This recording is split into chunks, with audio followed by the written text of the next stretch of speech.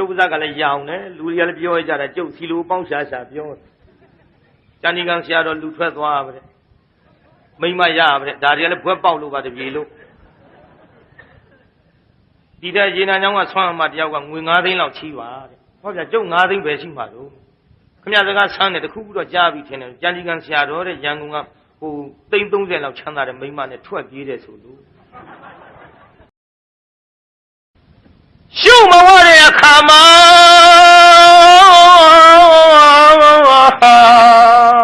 ကောက်ဝင်လိုက်ဇာတ်ယုံတွေကလူတွေဟဲ့ကောင်လေးဘုံကြီးငိုတာထွက်ပြေးလာကြမြင်းညာနှုံးကဟိုဝင်းဘူတို့ကတော့ကျုပ်အမေကြီးကိုဥအောင်စိန်နဲ့ကျုပ်နဲ့ရင်းနှီးလို့သူပါလာတော့ခွန်းနေကိုတိမ့်တီတိမ့်ရပါတယ်ရှုနာတင်တို့ကြတော့လင်မယား2ယောက်လာလျှောက်တဲ့ဆရာတော်ဗျာတဲ့ကြည်ရှုလုပ်ပါဒီမင်းတို့လည်းငါဘက်မလှဲ့နဲ့ပေါ့လို့ဟုတ်တယ်လေ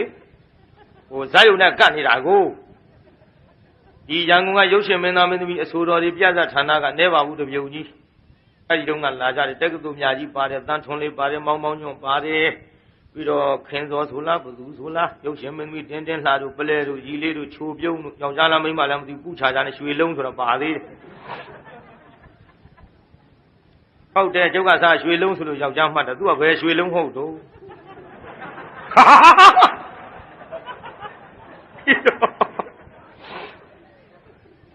သူတို့နဲ့စတွေ့တာကျုပ်နဲ့သူတို့နဲ့မျက်နှာချင်းဆိုင်မျက်နှာချင်းဆိုင်သူတို့ကလည်းခွန်းနေကျုပ်ပဲလှည့်ထားကျုပ်ဘက်ကကလေးတည်းလည်းခွန်းရှည်ကြီးအဲ့ဒီဘက်လှည့်ထားသူတို့ဆိုးနေတာလည်းကျုပ်မြင်ရတယ်ကျုပ်ဟောနေတာလည်းသူတို့မြင်ရနောက်ပိုင်းကျတော့သူတို့ကစီးနဲ့ဝါနဲ့လို့ကျုပ်ကအော်ခြင်းအော်တယ်ဘုန်းကြီးကျုပ်အော်လိုက်တော့ပိဋကတန်ကြီးနဲ့ဝေါကနေဘာမှလုံးဖြစ်ဘူးဟိုတီးတဲ့ကောင်တွေတောင်ခေါင်းမြောက်ခေါင်းဖြစ်ကုန်ရောအဲ့ဒါဆရာတော်ဖျားတဲ့အလုံးလုံးမဖြစ်လို့တဲ့ခွန်းတိမ်ပေးပါဆိုလို့ဖျားပွဲလောက်ကြတဲ့လူချင်းဆိုတော့လေကျုပ်ကလည်းတိမ်ပေးပါတယ်နောက်အဲ့ဒီကက်နဲ့စိန်တို့ကြတော့ကျုပ်နဲ့ကက်နဲ့စိန်တို့နဲ့မသိဘူးတရားနာပြိတ္တာယင်းလည်းမယင်းနှီးဘူးပေါ့လေအဲ့ဒါတရားနာပြိတ္တာသူတို့ကပြတ်စက်ခံရအောင်ရောပြစ်လိုက်တာတိုက်ပွဲခါတုံးဆိုတခါလေဒါမဲ့ဇာတ်ယုံအထက်လေးဟောမိကိုကြီးတွေလုံးလုံးတက်လာအဲ့ဒီတော့ကျုပ်ပြည့်သက်ကအဲ့ဒီကတက်ဒုံဆိုကျုပ်ပြည့်သက်ကနောက်လှည့်ပြီးဟာပြစ်တာဟာပြီးရောကျုပ်ဟောမဖြစ်ဘူးဟောမဖြစ်မဲ့တူတူကျုပ်ကလည်းပါတယ်မနိုင်တဲ့ဇက်ကျုပ်မခင်းဘူးနိုင်တဲ့ဇက်ပဲခင်းတတ်ပြိတ္တကြီးလို့ကျုပ်လည်းနည်းနည်းမောပါပြီလို့ဟိုဘက်ကတိုက်ပွဲလေးပါလေတူတူနားပြီးနားထောင်ကြအောင်လို့လားလို့ပြီးတော့မှဆက်ခေါ်တာပေါ့လို့ခမည်းတော်လည်းနားထောင်ရတာအရသာပြက်တယ်လို့ကျုပ်အတန်ညောင်းလို့ကျုပ်ကရပ်ထားတယ်နားထောင်ပြီးတရားနာပြိတ္တအဲ့ဒီကအတန်နေလဲရပ်ရွယ်ကျုပ်ဒီဇတ်ထုတ်ကောက်မှုတာပြိတ္တဒီဇတ်ထုတ်ကောက်မှုတာကျုပ်ကလူပါပဲဘုန်းကြီးပါပဲဘယ်ရောက်ကုန်လည်းမသိဘူးကျုပ်ကစားကလည်းရောင်တယ်လူတွေကလည်းပြောရကြတာကျုပ်စီလိုပေါင်းရှာရှာပြောကျန်ဒီကံဆရာတော်လူထွက်သွားပါတဲ့မိမရပါတဲ့ဒါတွေကလည်းဘွက်ပေါက်လို့ပါတပြေလို့ဒီတဲ့ရေနံချောင်းကဆွမ်းအမတယောက်ကငွေ9သိန်းလောက်ချီးပါတဲ့ဟောဗျာကျုပ်9သိန်းပဲရှိမှာလို့ခမရစကားဆန်းတယ်တခုခုတော့ကြားပြီးထင်တယ်ကျန်ဒီကံဆရာတော်တဲ့ရန်ကုန်ကဟိုသိန်း30လောက်ချမ်းသာတဲ့မိန်းမနဲ့ထွက်ပြေးတယ်ဆိုလို့ဟိုတောက်တဲ့ကျုပ်မှခန်းနေရတာပြောပါလေဒီထဲတရားနာပြိတ္တာဟိုကျုပ်ဒီရန်ကုန်မြို့ပေါ်မှာကျုပ်ကအရှိပိုင်းဟောနေတယ်အနောက်ပိုင်းကရက်ွက်တီတော့ကျုပ်မသိလို့ပွဲတော်ဝဲကပြက်သွားတယ်လေဒုမင်းသမီးအတန်ကောင်းတာတော့မပြောနဲ့ဟေးတဲ့ငွေ1000ဝင်ငွေရှိတဲ့လူတယောက်ကလာဆက်တယ်ဒုမင်းသမီးကညင်းတယ်2000ဝင်ငွေရှိတဲ့လူလာဆက်တယ်ဒုမင်းသမီးကညင်းတာပဲကွာ9000ဝင်ငွေရှိတဲ့ပုဂ္ဂိုလ်တယောက်လာဆက်တော့ဒုမင်းသမီးစဉ်းစားတယ်ဟာဘယ်သူလုံးဟာကျန်နေကန်းကွာတဲ့ကျုံလည်းအဲ့ဒီမင်းသမီးရှိတယ်ခါမှမသွားဘူးပါဒီလူတွေတောင်ပြောမြောက်ပြောလို့ဆိုမှဒါတွေလျှောက်ပြောလို့ပြီးမှမဟုတ်လို့ကန်ဆက်ကြအောင်ဆိုဘယ်နာတောင်ရောက်ကောင်းမှမသိဘူးအဲ့ဒီလိုတက်ဒုံးဆိုတော့ဟိုအုံးဆိုတဲ့အလုံးကြီးတစ်လုံးပြည့်ရတာမသက်တာဘူးဗျကျုပ်ကဒီကောင်တွေမိုးလင်းထိမပြည့်နိုင်ဘူးဆိုတာတွက်တယ်လေတွက်တာပေါ့အဲ့ဒီအလုံးကြီးတစ်လုံးကရှစ်ကြက်ကုန်တယ်ဒီကောင်တွေတညာလုံးပြည့်မွဲမယ်ဒါကြောင့်ဒီတိုက်ပွဲတညာလုံးမတိုက်နိုင်ဘူးဆိုပြီးသူတို့တိုက်ပွဲအစဲကိုကျုပ်ကရက်သူတို့လည်းညင်ရောပြိဿအဲ့ဒီကျုပ်ငိုချင်းကောင်းကိုရှုမဝတဲ့အခါမှာ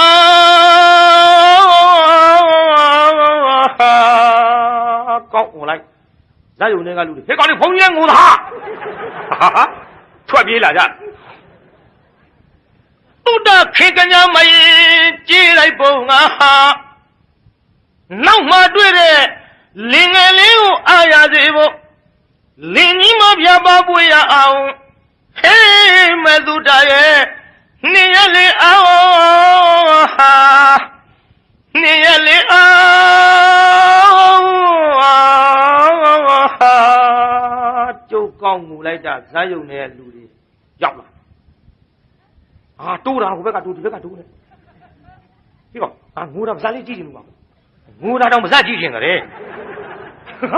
ဝတ်တော်ချတာမမြင်ဘူးတော့လေတော်ကြည့်နေတာလူသားတွေကခက်တယ်ဒါကြောင့်မမြင်ဘူးကြည့်ကြညတကိုတချို့ကလည်းငိုတာပါးကလေးကြည့်နေတယ်ဆိုတော့အဲ့ဒီတုန်းကလူတွေလုံးလာတော့ကျုပ်ကလည်းဆက်ငိုတယ်ပြိဿတွေးဆလို့ရှုပ်လိုက်ပါအောင်မဲ့သူတာရဲ့လေးဝါစုဆိုတာဟာအပေဘုံဒုက္ခတိလောင်းမေမောကြည်စံကွယ်ကျုပ်တကယ်ကသွားရမယ်တဲ့မဲ့သူတာရဲ့နမလို့ငိုးနေဆုံးရှိသေးလာပြီမြို့အိမ်ကောင်းသားလာပြီအိမ်ကောင်းသားကနှာခေါင်းလေးရှုံရှုံနဲ့ဟုတ်ဆောင်လားငါ့အိမ်နဲ့ဘာကောင်သေးနေပါလဲဟုတ်ဆောင်တာနဲ့လာဟိုကလေကထစ်နောက်ပြန်လေးရနေတဲ့တန်ရောစား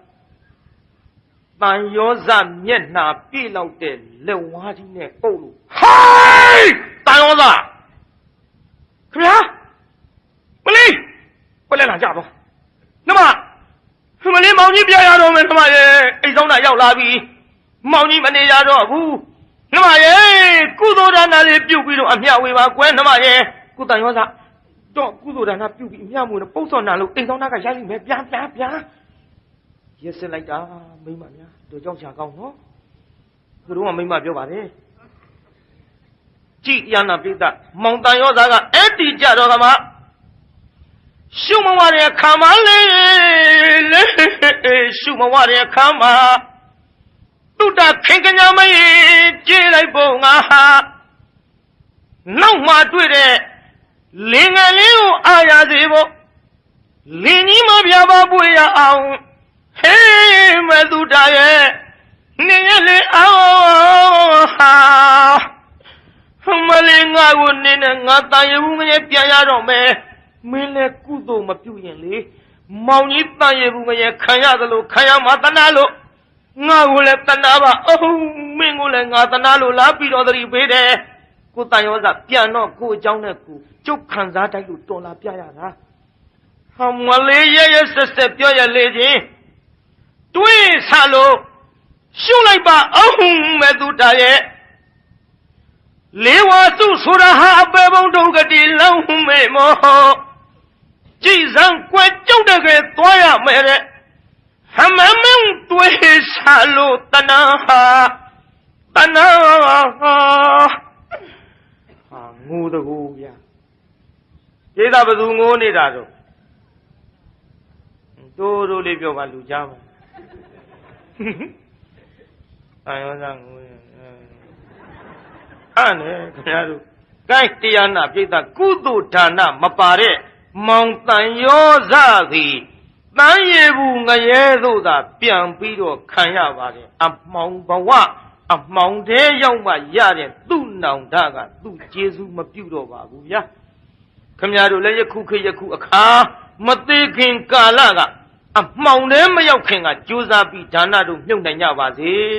လို့ကြုတ်သတိပေးပါတယ်12နာရီခွဲပါပြီ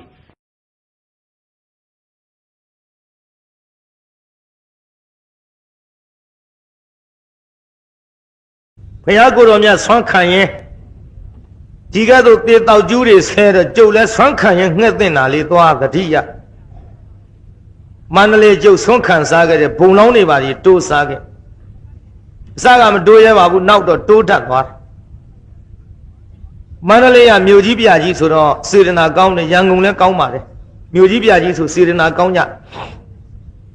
တိုးလိုက်တာကလေးမလေး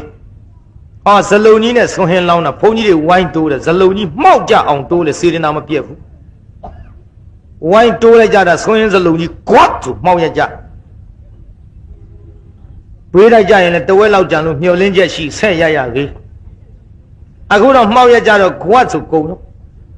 ကလေးမလေးကဟောမေဘုန်းကြီးတွေတိုးတာကုန်ပြီဟဲ့သမီးပြောနေအာနာစရာကြီး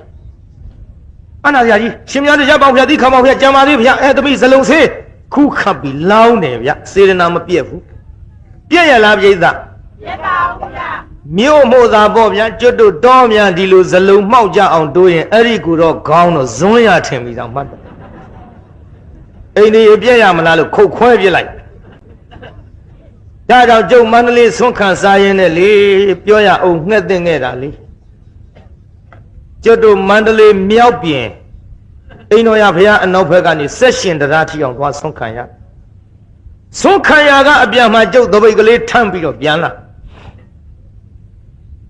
ကျုပ်နောက်ကစက်ဘိန်းနဲ့ဂါဝန်အပြာနဲ့ကျောင်းသူမလေးလိုက်လာတယ်ဆိုလို့ရန်တွေးမနေနဲ့စက်ဘိန်းပါကလေးကတိုက်မလို့တကယ်ဆိုဝေးရဂလိုင်းခတ်ပါလားဗျခုနားနာကြောင့်မှဂလိုင်းဆိုတင်သပိတ်ကြီးနဲ့ဘယ်ပြေးရမှာမသိရှောင်တော့ရှောင်တာပဲအရှောင်ရင်းသူတော့နောက်ကနေခါဝင်ဆောင်ဘာပြောကောင်းမလဲကျုပ်ထမ်းလာတဲ့သပိတ်ကကျုပ်မသနာဘူးကတ္တရာလမ်းပေါ်အရှိလိုက်ပြီဒလိမ့်နဲ့အစမိမလားလို့လိုက်ဖမ်းပါသေးတယ်မမိတဲ့နောက်ဆုံးတော့ခါဆန်းပြီးရက်ကြည့်နေ gain သွားစမ်းနေသွားနိုင်တယ်လို့အတွင်းကသားသမီးလေးတွေလည်းနေရရောပကံခွက်ရောက်တယ်ပြောတာအမေဖြစ်တဲ့သပိတ်ကမသနာလို့ပြည့်သွားတော့သားသမီးပကံလေးတွေလည်းဟိုထွက်ဒီထွက်နဲ့ဂလုံဂလွန်ဆိုကုန်တော့ဒီထဲဘေးကအကျော်ဆိုင်ကမိန်းမကြီးကအရင်မရှိဖျားမရှိကောက်អော်လိုက်တယ်ဟဲကိုတော့ဟာလေလည်းကုန်နေရလဲကုန်ဟဲ့ကုန်တာပါပဲကျုပ်ထမ်းလာတဲ့သပိတ်ထဲကဆွင်းနေပကံနေလဲကုန်ရောသူ့ဆက်ဘေးမေးလွဲလာတဲ့လွယ်အိတ်ထဲကစာအုပ်တွေလည်းပြန်ကျဲလို့ကုန်ရှက်လိုက်တာအဲ့တုန်းကကျုံမျက်နှာဇီးရွက်လောက်ရှိကလေးမလေးကစက်ဘိန်းပေါင်နဲ့ပေါင်တစ်ချောင်းပြီးနေမထနိုင်ကျုပ်လည်းဒကမမှုကြည့်နေတာတကားဆိုရင်ငါဒီလိုလုပ်ရမလားလို့မန္တလေးဘုန်းကြီးတတ်တီနောင်ချင်းဝင်ချခြင်းချ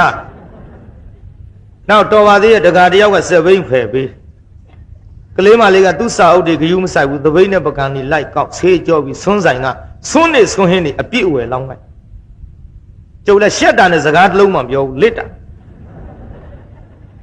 မျက်ရည်လဲတယ်အဲ့ဒီတုန်းကပညာသင်ញင်လုံးလို့မြို့ကြီးတက်လာဖြစ်မှဖြစ်ရလိမ့်ချင်းကျုပ်အဲ့ဒီတုန်းကသိပ်ပြီးတော့စိတ်မကောင်းခံစားချက်နဲ့ကြပြားတစ်ပုတ်ရေးကဲဆိုကြည့်စမ်းပါနောက်ကသဝိပိုက်ခါဖန်ဝဝါနှင့်ခါကမလအိမ်စဉ်ထမြတနတ်စာအားရှက်တော်ညာလေတပွားပညာသင်လိုပါ၍စိတ်သာအောက်ချဆွမ်းခံကြွသည်လမ်းမပေါ်မှယဟန်တော်ရှက်ပေမဲ့လို့ကိုတနတ်စာလေးဝအောင်တော့သွားရတယ်စိတ်ကလေးအောက်ချပြီးလာလိမ့်မယ်ပြိဿနောက်တစ်ပိုက်ကကောင်းကန်းပေါ့လေဆိုသားမှာဝတ်ဆောင်မဖွဲဂါဝန်ကျဲနှင့်ဖွဲရလည်းမဟုတ်ဘူးဟိုတုန်းကကျွတ်တုံငယ်ငယ်တုန်းကအခုတော့အဝတ်နဲသွားပါဆိုသားမှာဝတ်ဆောင်မဖွဲဂါဝန်ကျဲနှင့်လမ်းဝဲအပြီးဘိန်းကိုစီလျက်ခရီးပြင်းနှင့်ယဟန်မြင်လျက်ကျွင်းနီလဂလိုင်းခိုက်၍ပုတ္တပုတ်သီးရှောင်းကားစီသည်စက်ဘီပေါ်မှလှပြိုပြူခံစားချက်နဲ့ရေးပြီးထဲ့တာဗဟိုစီသတင်းစာတဲ့နောက်ရက်ပါလာအဲ့ဒါကလေးမလေးကစက်ဘိန်းတိုက်တဲ့နေရာကနေလက်ညှိုးလေးနဲ့ကြပြားကိုမှတ်ပြီးရက်ဆောင်ကျုပ်ရောက်သွားတော့ရှင်မရရပ်ပါဦးနဲ့ကျုပ်ကအဝေးကြီးတွေကသိပါတယ်ဟိုကောင်မလေးငါတိုက်ထားတဲ့ကောင်မလေးပဲရှင်မရရပ်ပါဆိုအေးရပ်တာဘောဒီကြပြားရှင်မရရေးတာမဟုတ်လားဟ ဟုတ်တယ်ရှင်မြတ်ဒါတပည့်တော်စောင်းရေးတာပဲစောင်းပါဗျာလို့ငါတိုက်လို့ငါတဲ့တဲ့ရေးပြီတဲ့တဲ့ရေးတာသူကစောင်းတယ်လို့ကြွပါအောင်ဗျာတဲ့တပည့်တော်လည်းအခမ်းမသိလို့စိုက်ကားနဲ့ကိုယ်ဆောင်လို့တိုက်မိတာပါတဲ့အိမ်ပြောပါဘူးတဲ့ရှက်လို့ဒါနဲ့လိုက်သွားတပိတ်ချီတပိတ်ကလေးနဲ့တင်းဆွင်းနေလောက်ရှင်မရတဲ့ဒီနေ့ကစပြီးတပည့်တော်တို့အိမ်ထိုင်ကိုယ်တော်အဖြစ်နဲ့နေ့စဉ်ကြွပါမန်းလေးတုန်းကဆုံးကထိုင်အိမ်တဲ့အိမ်ရဘူးအမှန်တော့စက်ဘိန်းတိုက်ခါပေါ့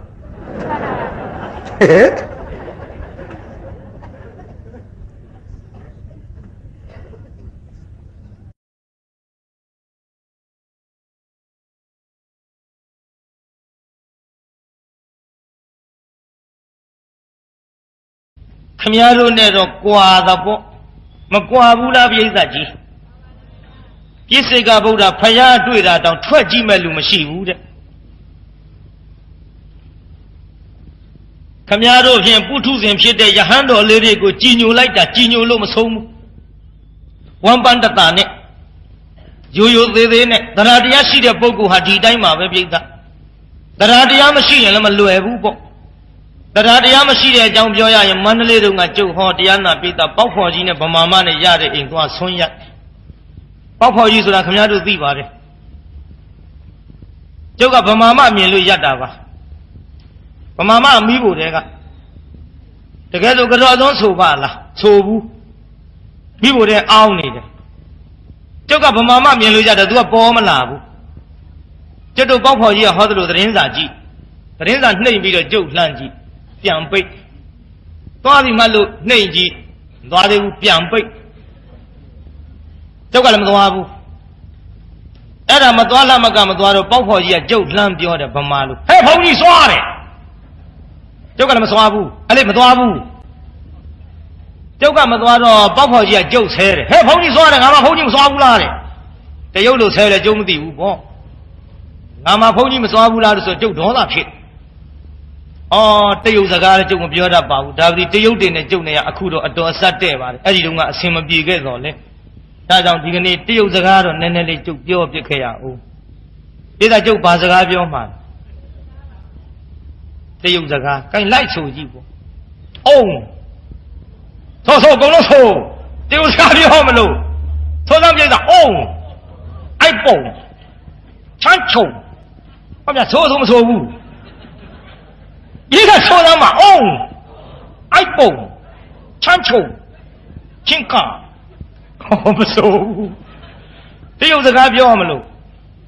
အော်တဲ့ခက်တဲ့ကိစ္စအုံးဆိုတာကျတော့ခေါင်းအုံးကိုပြောပါမမြင်မြန်မာလိုပြန်တော့လေအိုက်ပုံဆိုတာစောင်းများအိုက်လို့ရှိရင်ချုပ်ပြီးတော့ပုံထားပါအော်တရုပ်စကားလေးပြောကြည့်ရတာကိုချမ်းချုံဆိုတာချမ်းတဲ့ခါအဲ့ဒီစောင်းကိုချုပ်မှာတဲ့ချင်းကားဆိုတာအဲ့ဒါချင်းလောင်ကိုပြောပါလေ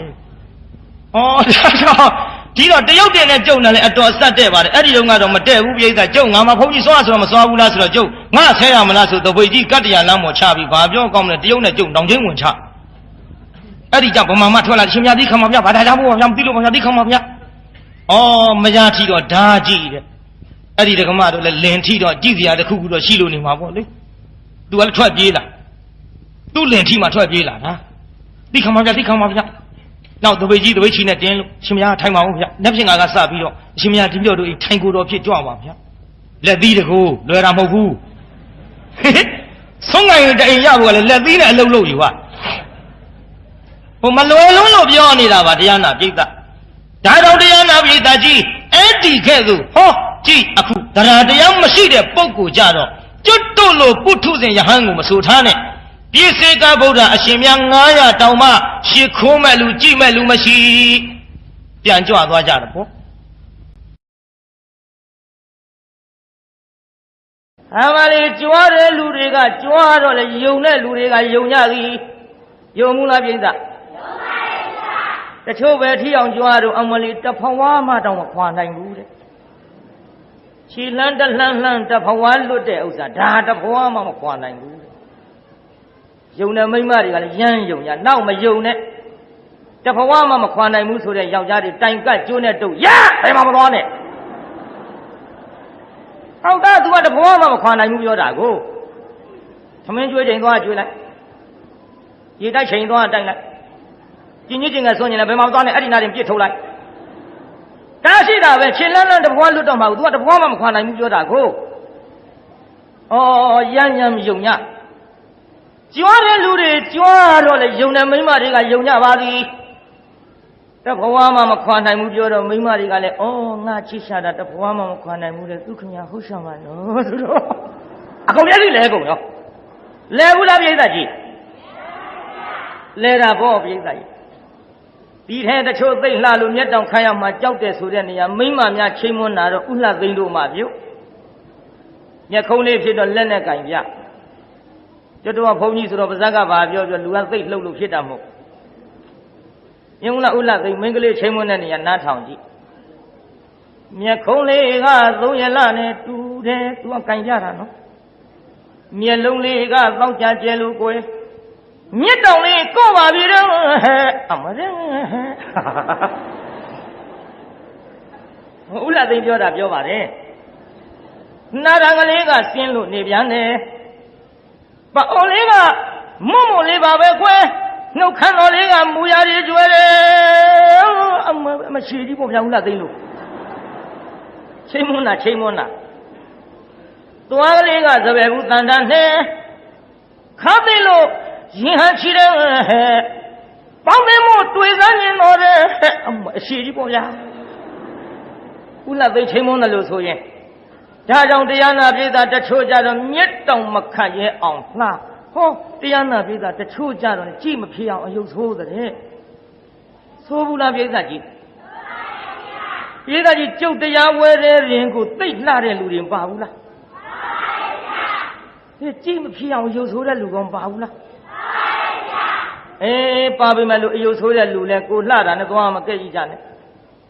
ဟုတ်တယ်တချို့ကကိုလှတာနဲ့သူများသွားကဲ့ကြီးအမလီသူသွားကြီးကခေါ်တာအုတ်ရှိသီးစားဖို့ကောင်းအုတ်ရှိသီးမကလို့ဘာရှိစားကိုနဲ့ဘာဆိုင်တော့ခင်ဗျားတို့ကတော့သွားခေါ်လို့ကဲ့ကြီးတာဗျအကြိုက်တွေ့တော့ဘာပြောတယ်ထင်တော့သဘောလေးနဲ့မင်းရဲ့ပြုံးနေသလိုပဲကွဟိုဖြင့်ခေါ်လို့စီမရဒါသူကပြုံးနေတယ်လို့ထင်တချို့ကြတော့လည်းမျက်လုံးမေးတာသွားကြည့်အမလီသူ့မျက်လုံးကမေးတာတဲ့ပွေးမျက်လုံးကျနေတာကြာရင်ပိတ်တော့မှမကြီးဝွင့်ကျနေတာပဲဘာဝွင့်ဖြစ်ကိုနဲ့ဘာဆိုင်လို့ခမည်းတော်ကတော့မျက်လုံးမေးလို့ကြည့်သူ့အကြိုက်နဲ့သူတွေ့တော့လေသူ့အိုးနဲ့သူ့ဆန်တန်ယုံနဲ့မျက်လုံးကလေးကိုကအိတ်နေသလိုပဲကွဟိုဖြင့်မေးလို့ဖွင့်မရအကြိုက်တွေ့တော့အိတ်နေသလိုပဲတဲ့ပြိဿရဲ့ဒါကြောင့်တရားနာပိဿကြီးကိုလှတာနဲ့သူများသွားမကဲ့ကြီးပါနဲ့အယုတ်ဆိုးတဲ့လူတွေလည်းငါအားပေးခဲ့မယ်ဟိအားမလျှော့ပါနဲ့အယုတ်ဆိုးလို့မရတာလောကမရှိပါပိဿကြီးအယုတ်ဆိုးလို့မရတာလောကရှိရမြစ်ထဲကမျောလာတဲ့မဟာဗရုမမင်းသားကြီးဆယ်တဲ့ခြေရလက်တွေမပါတဲ့ပေါင်ထိုးတောင်မိဖုရားကြီးကကောက်ကြိုက်လိုက်သေးပြီအားမလျှော့နဲ့ဟဲ့ဒါကြောင့်တရားနာပိဿကြီးမေးရအောင်မယ်ခမရတို့အယုတ်ဆိုးတာကြိုက်သလားယုတ်လှတာကြိုက်သလားကိုလှခြင်းတို့မလှခြင်းတို့လှတာပဲကြိုက်ကြဒါပေမဲ့လို့ငါနည်းနည်းတော့မှားခဲ့မဟေးလှတာများရိုင်းမကြိုက်ကြနဲ့ရမ်းမကြိုက်ကြနဲ့လှတာများလှတာမဲ့တော့ဘာပြုဆိုလားကုန်ပြီနေနော်ငါမပြေတယ်လို့ခြံထားသူကပြစ်တုတ်လိုက်ပြီတရားနာပိဿရေဒါကြောင့်လှတာရမ်းမကြိုက်နဲ့ကျုပ်ကိုယ်တိုင်မှားဘူးတဲ့လှတာရမ်းကြိုက်လို့ပြောရအောင်ငယ်ကျိုးငယ်နာတော့ကုံတော့မှာအခုမပါဘူးဟိုကိုရင်တုန်းကငယ်ငယ်တုန်းကသိမှသိပဲကိုရင်တုန်းကကျုပ်စကိုင်းမှနေစကိုင်းနေတော့ဘုန်းကြီးကလည်းကျုပ်အမတန်ချစ်ရန်ကုန်ကတရားနာပိဿကားကြီးနှစ်စင်းဖျားဘူးလာကြတယ်စကိုင်းရန်ကုန်ကအဲ့ဒီကားကြီးပေါ်မှာပါလာတယ်မခင်တန်းဆိုတဲ့ကလေးမလေးကသိလှရန်ကုန်ကမခင်တန်းဆိုတဲ့ကလေးမလေးသိလှတော့တရားနာပိဿကြီးကျုပ်ကမျက်တောင်ခတ်ကြည့်ရုံနဲ့မကဘူးတရားနာပိဿဦးစင်းနေရှိသွားချိန်မွန်းဦးစင်းဖျက်ဟဲ့ကွယ်ဘာတော့မခင်တန်းလေးလှတယ်ခဏချိန်မွန်းတော့ကြောင့်ဟိုးစွန်းနဲ့တွေ့တယ်ဦးစင်းဖျက်မခင်တန်းလေးလှတယ် ဒီကောင်မျက်စိကျနေပြီထင်တယ်ဟဲ့ကိုရင်မင်းခင်သားစာပေးกว่าဦးစင်းနေရမြောက်ပေးတယ်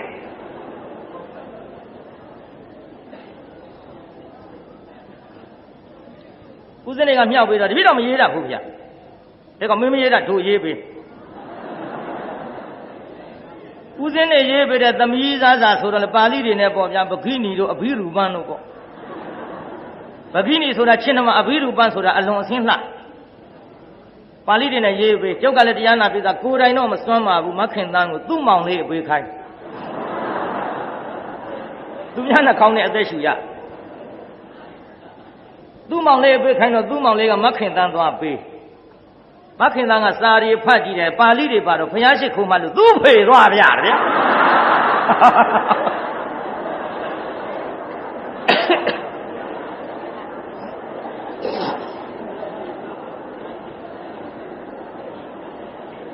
ငါးပါးတော့မှောက်ပါ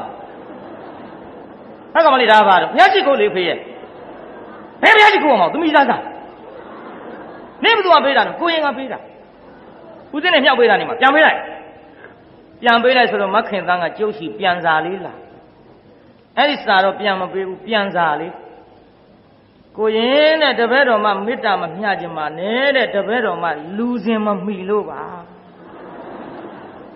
ကဲကြုတ်ကျင်နာမလားဗျကြည်စမ်းပါဗျာမျက်လုံးမျက်ဖာနှာရမ်းကအစဒါလောက်လှနေတာကြီးလူစင်မပါရလူစင်မမိရအောင်ဘာတစ်ခုခုမပါလို့ပါလေကျုပ်မကျင်တတ်ဘူးမကျင်တော့နောက်ထပ်ပေးတယ်စားရအောင်ထပ်ပေးတော့မခင်သားကတရားနာပိသဒီတစ်ခါတော့ပြန်စာမဟုတ်ဘူးချင်းစာလေးလားချင်းနဲ့စာလေးအေးကွယ်ချင်းနဲ့စာလဲငါညီများနားထောင်ကြီးမင်းတို့ဆိုတော်တဲ့နေရာချင်းမှာပေါ့ငါချင်းပုံကြည့်ကွာကိုရင်နဲ့မယုံရင်မနဲ့စောစောဖုန်းကြီးရှိလာခဲ့ပါခေါင်းကြည့်သွားဟောဗျာလူငယ်တဘာဝချင်းတာလူကြီးမသိတဲ့နေရာချင်းကြတာငါဖုန်းကြီးရှိချင်းမှာဖုန်းကြီးလျှောက်ထားငါတော့ရိုက်တော့မှထင်တယ်ကျုပ်ကကြောက်အဲ့ဒါနဲ့တရားနာပိသသူချင်းထားတဲ့နေရာဆိုတော့လည်းသွားရတာပေါ့လေ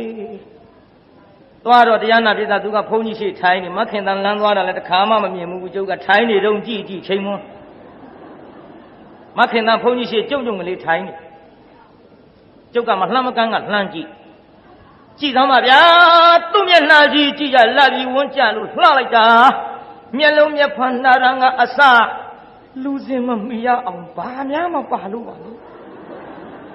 ကြည်သာမကြည်နပ်နေတာတရားနာပိသသူ့ဘေးချထားတဲ့ဂျိုင်းတောင်ကြီးကျုံမမြင်ဘူ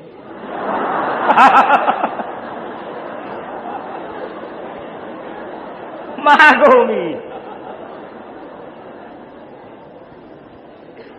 အဲ့ဒါမခင်သားကတရားနာပိသကျုံမှမြင်ပါစေတော့လို့ဘုန်းကြီးတပည့်တော်မှသွားတော့မယ်ဘုရားသူဂျိုင်းတောင်းနဲ့ထားပါဘယ်ပေါင်တစ်ချောင်းပါတော့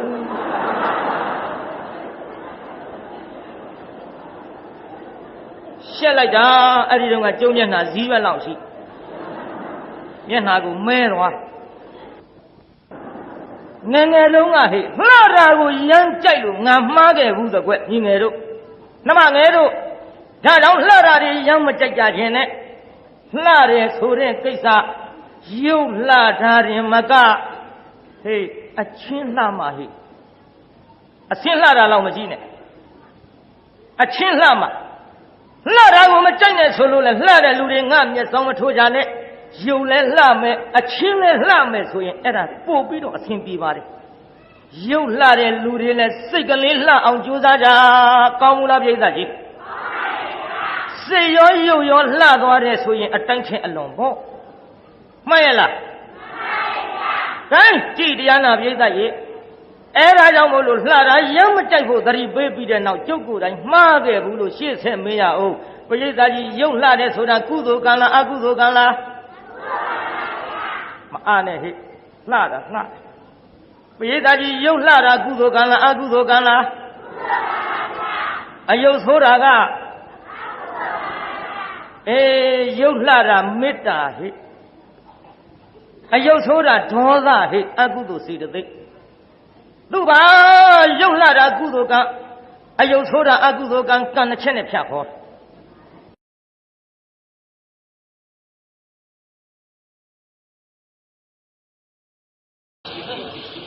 ဒီသားကြီးနန်းနန်းမင်းအောင်မဲ့ပြုတ်စပြင်းတောင်းဆိုတာကြားဘူးသလားဘာတော့ငါပြုတ်စပြင်းတောင်းဆိုပြောရအောင်ပြုတ်စပြင်းတောင်းအကြောင်းပြုတ်စပြင်းတောင်းဆိုတာနားလည်အောင်တော့ဘုန်းကြီးပုံလေးတစ်ခုထုတ်ရအောင်ဟောရှိတော့ကခြိဝါသားနဲ့ပခန်းသားဆိုတဲ့ရာဇဝင်နဲ့လာကြစကားပြောကတ်ကိုးတဲ့နေရာအဲ့ဒီလိုနာမည်နဲ့လာကြတဲ့ခြိဝါသားနဲ့ပခန်းသားရှိကြမြစ်ကမ်းနဘေးမှာလည်းဘုန်းကြီးကျောင်းတစ်ကျောင်းရှိဘုန်းကြီးကလည်းအသက်ကြီးမှဝတ်တော့စာပေတွေပါဒီဘာမှသိမသင်ကြားရလို့ကျောင်းသားလေးတွေစာသင်ရအောင်ဆိုပြီးတော့စာရူပေစတွေရှောက်ရှာလိုက်စာရူပေစတွေရှောက်ရှာတော့တွေ့ပြီဖြူတော်အဖြူတော်စာတိပြုတ်စပြင်းတော်ဒီစာလေးတွေ့ပြေသာကြီးနောက်ကလိုက်ဆိုတာမှဘုန်းကြီးရှေ့ကဆိုပြီးဖြူတော်အဖြူတော်စာတိပြုတ်စပြင်းတော်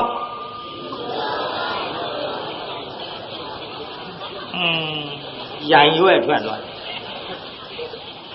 ဖြူတော်အဖြူတော်စာတိပြုတ်စပြင်းတော်ဆိုတာဟဲ့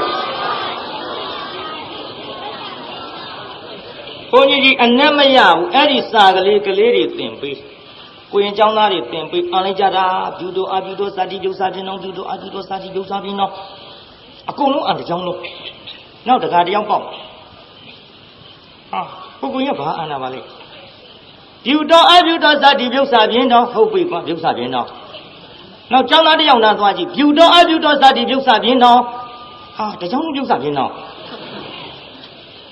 နောက်ဘုန်းကြီးထံသွားအရှင်မရကလေးတွေဘာသာသင်ထားတော့ရဩမင်းငါတရားဟောရမှာထိုင်ကွာဆိုဘုန်းကြီးကတရားဟောဖြူတော်အဖြူတော်စာတိပြုတ်စပြင်းတော်ဟုတ်ပြီကွာဘုန်းကြီးကလည်းပြင်းတော်ကိုရင်ကျောင်းသားတွေကလည်းပြင်းတော်ဒါပတိသူစာဟုတ်တာလဲပါခြင်းပါမယ်မဟုတ်တာလဲပါခြင်းပါမယ်ငါအနဲ့ပေးတာကောင်းတပည့်တော်အနဲ့ပေးမယ်ဗျာဟေးလုံဆောင်ကောဖြူတော်အဖြူတော်စာတိပြုတ်စပြင်းတော်ဖြူတော်အရှင်ဖယားဟုတ်တာတွေကိုလည်းဆို၏အဖြူတော်မဟုတ်တာတွေကိုလည်းဆို၏ဣတိတကမထိုသို့ဟုတ်တာမဟုတ်တာရော၍ဆိုလေသည်ဖြစ်သောကြောင့်ပြုတ်စလက်ကွင်းသည်ပြင်းတောင်းအိုးစီဖြစ်ရလေတော့တည်းတကာကအနဲ့ပေးအနဲ့ပေးတော့ဘုန်းကြီးကဒီကောင်ဘယုတ်ဒုက္ခကောင်လို့အပြစ်တင်မလားအောင်မေးတယ်မတင်ဘူးအကြကွာငါအနဲ့မရောက်မင်းလာမှအနဲ့ရမင်းကားတယ်တော်တယ်ကြလားအေးအဲ့ဒီအနဲ့လေးငါမှတ်ထားမှာဘုန်းကြီးနောက်တကားလေးလာတိုင်းတရားဟောဟေ့ထိုင်ငါတရားဟောမယ်ယူတော်အပြုတော်စာတိပြုတ်စာပြင်းတော့ယူတော်ဟုတ်တာလဲဆိုရင်အပြုတော်မဟုတ်တာလဲဆိုဣတိတသမထိုးသို့ဟုတ်တာမဟုတ်တာရော၍ဆိုလေသည်ဖြစ်သောကြောင့်ပြုတ်စာလည်းကွင်းစီပြင်းတောင်းအိုးစီဖြစ်ရလေတော့တည်း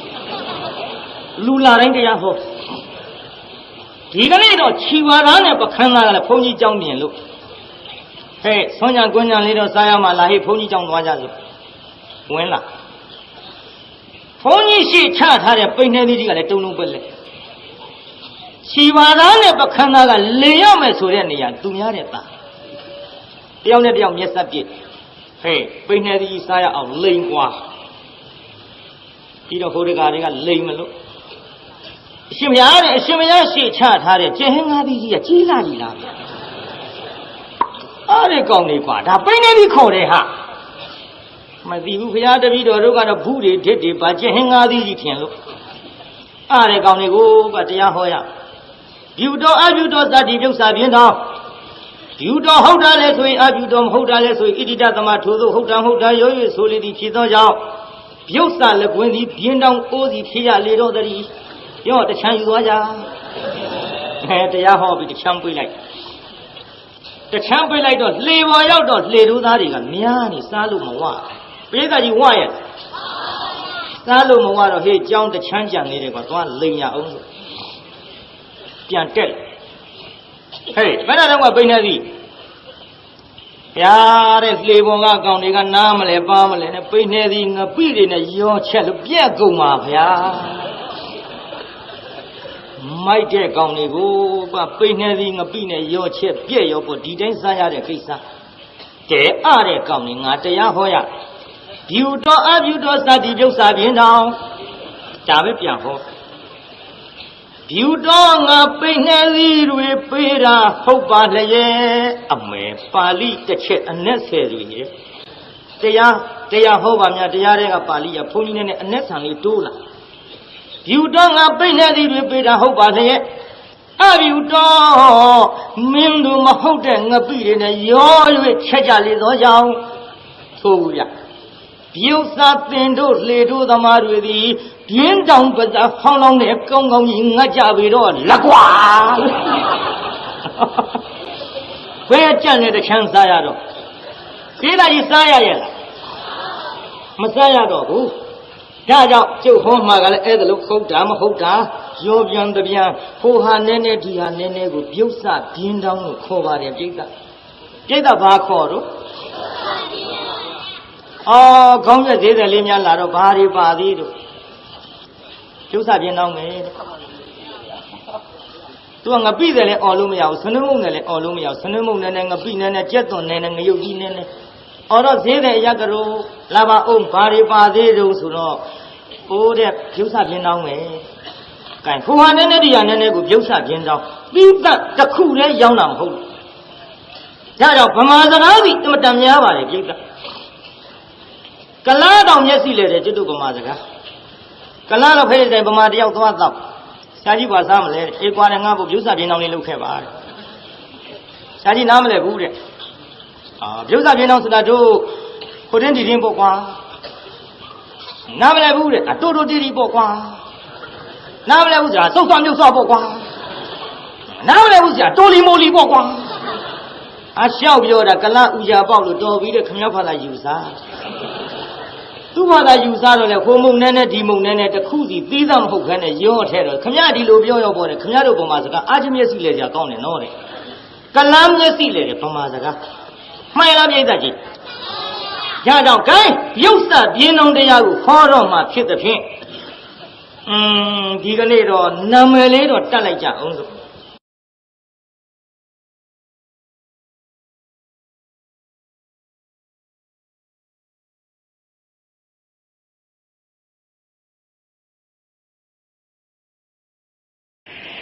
အကျဉ်ခဲလေသလုံးပေါက်ပေါ်လိုက်ကျုံငငယ်လေးတွေကအလိုက်ပြီကိုရင်တုံးကကျန်ဒီကမြောက်ကျောင်းကိုရင်နှစ်ပါးစာပြိုင်းအောင်တောင်းနဲ့ဖို့ကိုရင်ကလည်းထိုင်မတန်ကောင်းစာပြိုင်းအောင်တော့ကျုပ်တရားနာပိဋကရှုံးနိုင်ရဲ့ကိစ္စမရှိရှုံးတော့စိတ်ညစ်တော့အစောကြီးအိတ်တာပေါ့နိုင်တဲ့ရဲ့ကြတော့ကျုပ်ဒုက္ခများပြီဒုက္ခများရောပေါ့တရားနာပိဋကနိုင်တဲ့ရဲ့ကြတော့အိတ်မှာအိတ်တော့ပဲဝမ်းသာလွန်းလို့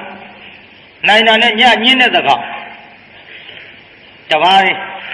သူများတွေအိတ်ကုန်ပြီကျုပ်ကရေအိုးတဲ့ခေါင်းစွပ်အိုးကြကြောင်းမဲ့နဲ့ရေအိုးဖင်ချစ်ဓာတ်ပြောင်းဖွင့်အိုးကြကြောင်းမဲ့ကရေအိုးဖင်ကဓာတ်ပြားအတန်ကပါဇက်ကထွက်အာကောက်ဖွင့်လုံးဆိုကျုပ်ဗရကုသလကောက်ဖွင့်အကျဉ်ခဲလေသလုံးပေါက်အောင်လိုက်နောက်ကနေဒဗလာကြီးနဲ့နှက်တာဖုံးဆိုလှဲ့ကြည့်ဖုံးကြီးဗျာကမြင်းမလား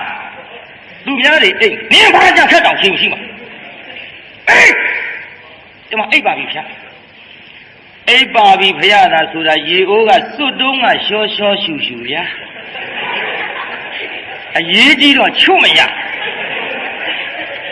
မဟုတ်ဘူးအရေးကြီးရင်ဖြစ်တတ်တဲ့ဒကမတွေလည်းမှတ်ထားကျွတ်တော့ပဲမိမတယောက်ဟဲ့ပွဲသွားရအောင်ဆိုအဖော်ဒီခေါ်လို့ထမင်းဝစ်ပြီးထွက်သွားတာအထက်ဆင်အောက်ကရောက်တာပြင်မဲ့ကြမှသိအရမ်းမရကြလွယ်တတ်ဖြစ်တတ်တယ်ကိုယ့်ယူကားရကဲချွတ်မရတော့ဟာအိပ်သေးဘူးလားသိပေါက်ပေါက်ရှိတာနဲ့လေပင်ရမ်းပြီးတော့ရေအိုးကျန်းနဲ့ရိုက်ခွဲတိုင်းအလုံးကြီးကခွဲတယ်ကရုတ်ကလေပင်ကြံနေကျန်းကျန်းဖောင်းမှန်ဖြစ်ပါတယ်ဆိုမှ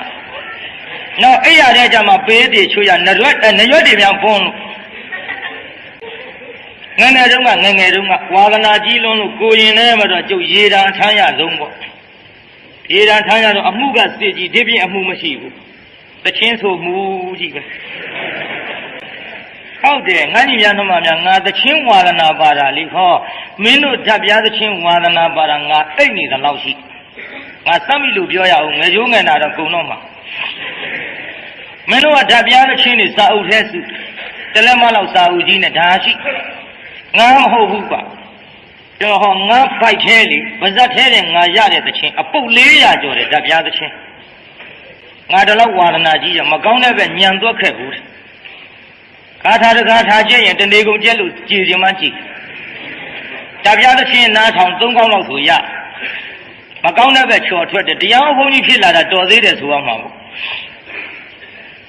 ဘယ်တစ်ချင်းကစပြီးငါဝါရဏပါခဲ့တုံးဆိုတော့တို့သေသွားပါပြီကွယ်ကလမလေးလိုနှာခေါင်းချွန်းချွန်းနဲ့မေလှမြိုင်ဟိုတစ်ချင်းကစငါသဘောကျတယ်စိမ့်လက်ကန်တာအတန်သွားလေးကောင်းလုံးပါတယ်ထမင်းအသက်9ရက်ပါရေအသက်ဟာတမနဲ့ဆိုပြီလားဒီစကားကိုတွေးရင်ပြင်းနေမနှိမ့်ပင်ထောက်ခံမှာဟုတ်မှန်လားတော့ရေလူချင်းအကျိုး10ပါးတကယ်ကွာပါတယ်တော့ဟဲ့ဟာဖင်းကူပြေလို့ဟာငါအပြန်တစ်တာတဲ့တောင်ခောက်ခဲ့သွားခြင်းဖင်းကူပြေလို့ခေါ်မင်းတို့နဲ့ငါနဲ့အဲ့ဒီကစပြီးဝါရဏပါခဲ့တာဟဲ့နောက်ွယ်ဒုက္ခတုံးကပေါ့အခုလိုတွန်တေးတို့ဘာတို့ညာတို့မဟုတ်သေးဘူးပေါ့ဒုက္ခတုံးကမေလှမြိုင်တို့တက္ကသိုလ်များကြီးတို့နာမည်ကြီးကြတာလေ